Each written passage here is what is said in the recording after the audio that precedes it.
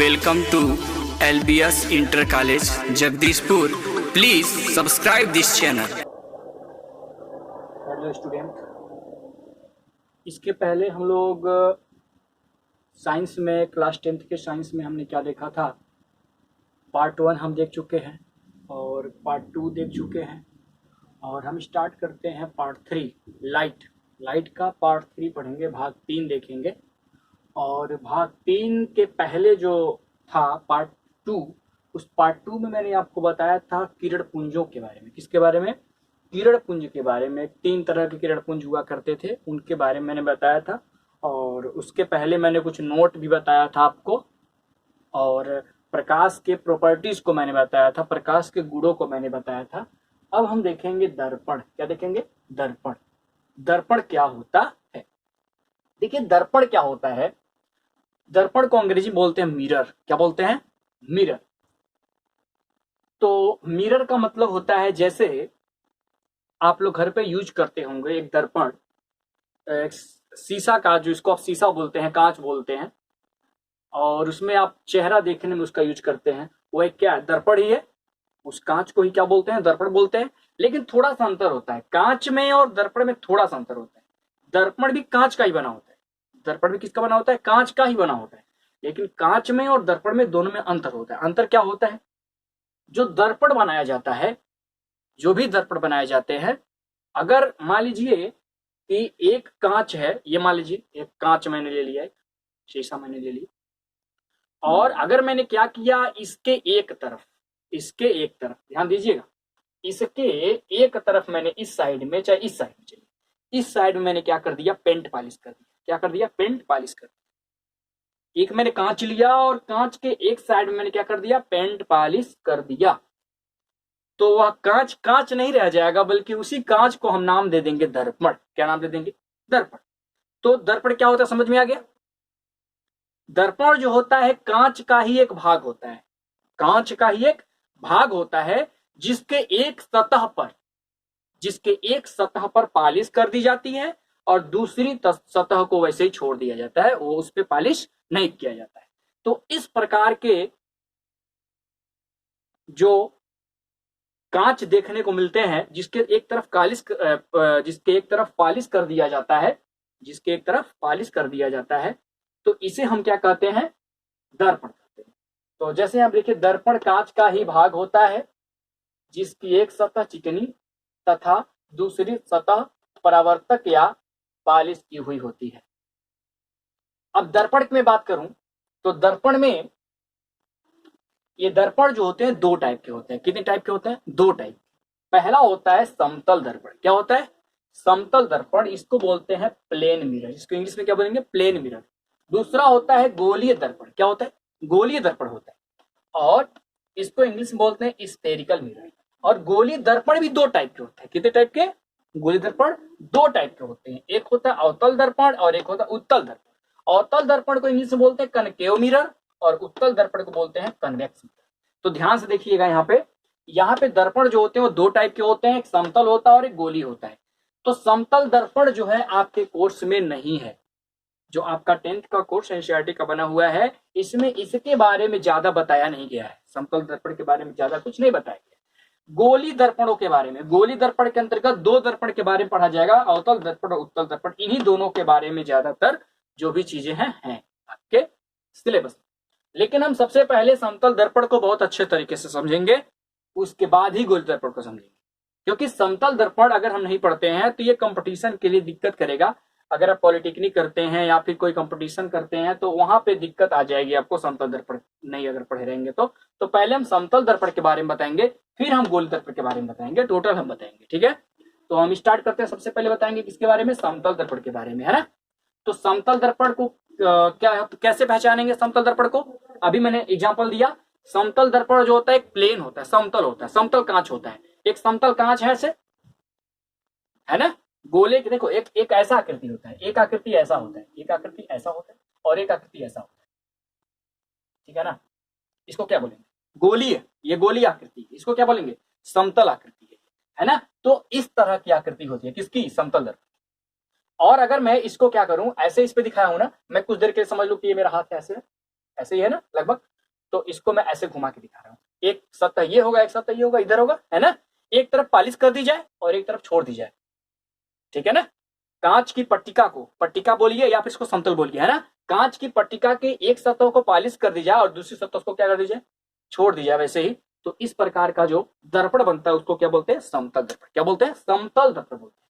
देखिए यदि किसी कांच की पट्टिका को एक तरफ से पॉलिश कर दी जाए तो वह पट्टिका समतल दर्पण कहलाती। बात समझ में आया। दर्पण कैसे बनता है, कांच से ही बनता है, बस एक तरफ क्या कर दिया जाता है, पॉलिश कर दिया जाता है। अगर समतल कांच है उसके एक तरफ आप क्या कर रहे हैं, समतल कांच बोलिए या फिर इसको क्या बोलिए, पट्टिका बोलिए, अगर उसके एक तरफ आप पॉलिश कर रहे हैं तो कैसा दर्पण होगा, समतल दर्पण होगा। जैसा कि फिगर में भी देख लीजिए, इस फिगर में एक रेखा है, रेखा के रूप में दिखाया हूं मैं, ऐसे इसको ऐसे में दिखाया हूं, और एक तरफ आप देख रहे होंगे ऐसे गाढ़ा किया गया है, ये आपको नजर आ रहा होगा ऐसे करके, है ना। ये पॉलिश किया गया है, क्या किया गया, पॉलिश। और एक तरफ आप देख रहे हैं खाली छोड़ा गया, है ना। और जस्ट उसी के सामने जिधर पॉलिश नहीं किया गया होता है उसी के सामने मैंने एक वस्तु रखा है, यहां से लेके यहां तक जिस वस्तु की लंबाई है, यहाँ पे ओ एक जीरो नजर आ रहा है आपको, है ना। तो ये किसी, मान लीजिए कोई आदमी खड़ा है यहाँ पे, है ना, और इसको या फिर कोई वस्तु आप ले लीजिए, इतना लंबा सा है ये वस्तु है, ठीक है। और इस वस्तु की दूरी मैंने क्या माना, इस दर्पण के ध्रुव, ये ध्रुव बोलते हैं, बीच का पॉइंट जो होता है उसको ध्रुव बोला जाता है। इससे मैंने मान लिया कि जो दूरी है इस वस्तु की कितनी है, यू है, और इस वस्तु की जो लंबाई है, किसी वस्तु की लंबाई होती है कि नहीं होती है, अपनी उसकी ऊंचाई होती है, हाइट होती है कि नहीं होती है, उसकी हाइट कितनी है, ओ मान लीजिए, है ना। और इसका इमेज, ये दर्पण क्या बनाता है, इमेज ही तो बनाता है। आप दर्पण के सामने खड़ा होते हैं, समतल दर्पण के सामने, तो उसमें आपका इमेज दिखाई देता है कि नहीं दिखाई देता है। तो इसका इमेज देखिए, इस ओ इसका इमेज जो है यहाँ पे बना हुआ है ना। और इसकी जो ऊंचाई हो कितनी है, मान लीजिए आई है, और वो कितनी दूरी बना है, दर्पण के दूसरे तरफ कितनी दूरी बना है, देख लीजिए, भी दूरी पे, कितनी दूरी पे, भी दूरी पे यहाँ पे बनता हुआ दिखाई दिया गया है। तो ये प्रतिबिंब की दूरी है भी, और यहां से यहां तक ये किसकी दूरी है, इस वस्तु की दूरी है। समझ पा रहे हैं। तो यहाँ पे आपको ये समझ में आ गया होगा, मैंने एक दर्पण लिया, इसके सामने मैंने एक वस्तु रखा, इसका इमेज यहाँ पे बना है।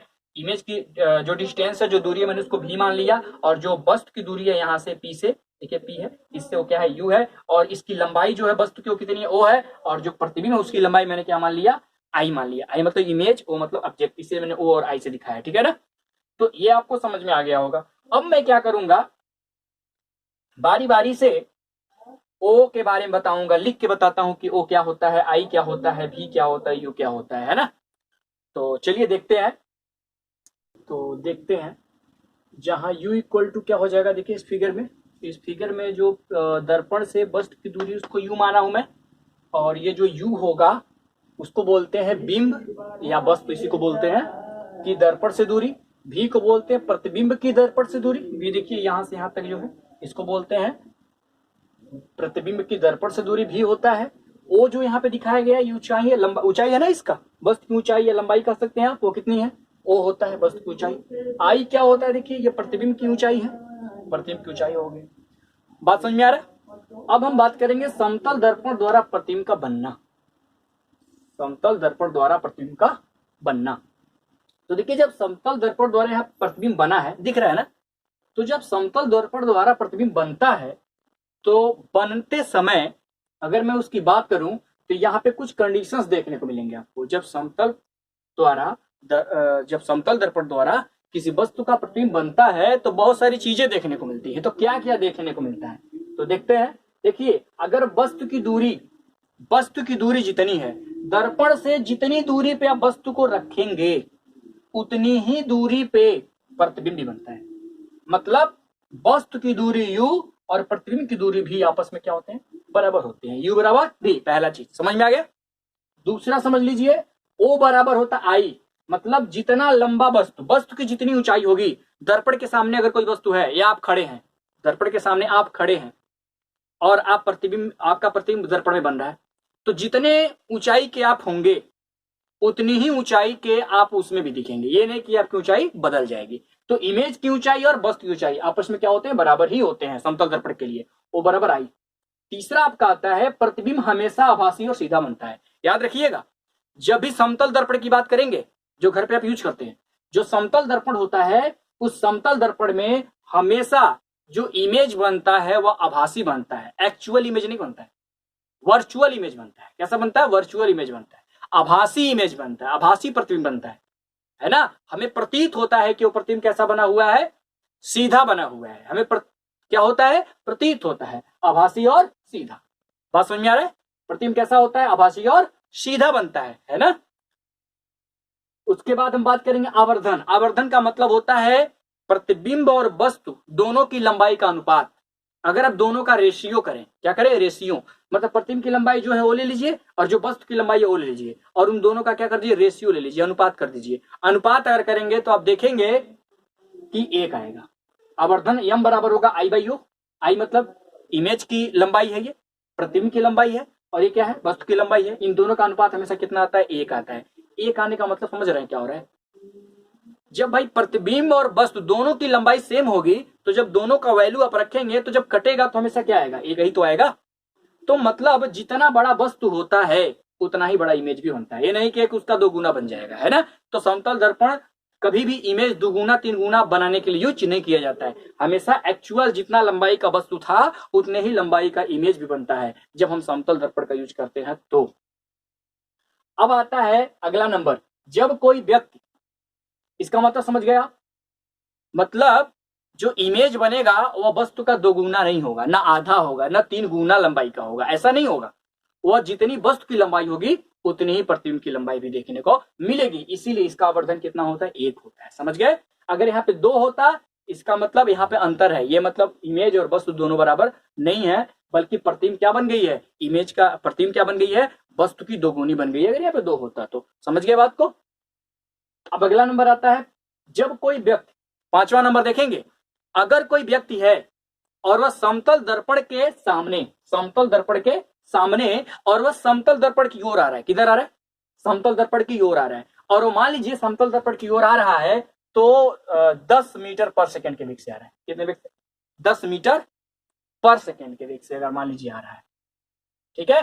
तो जब 10 मीटर पर सेकंड के वेग से समतल दर्पण की ओर कोई व्यक्ति दौड़ता हुआ आ रहा है, तो जब उसका इमेज आप देखेंगे उस दर्पण में, इमेज भी दिखाई दे रहा होगा दौड़ते वक्त, तो इमेज जो दिखाई देगा उस आदमी को, जब वो आदमी अपना इमेज देखेगा दौड़ता हुआ, तो उस इमेज को जब वो दौड़ता हुआ देखेगा तो उसको वह इमेज का जो स्पीड होगा, जो चाल होगा, वो 20 मीटर पर सेकंड दिखाई देगा। 20 मीटर पर सेकंड मतलब समतल दर्पण की ओर अगर कोई व्यक्ति आ रहा है तो जिस वेग से आ रहा होगा उसका इमेज उसको उसका 2 गुना वेग से दिखाई देगा।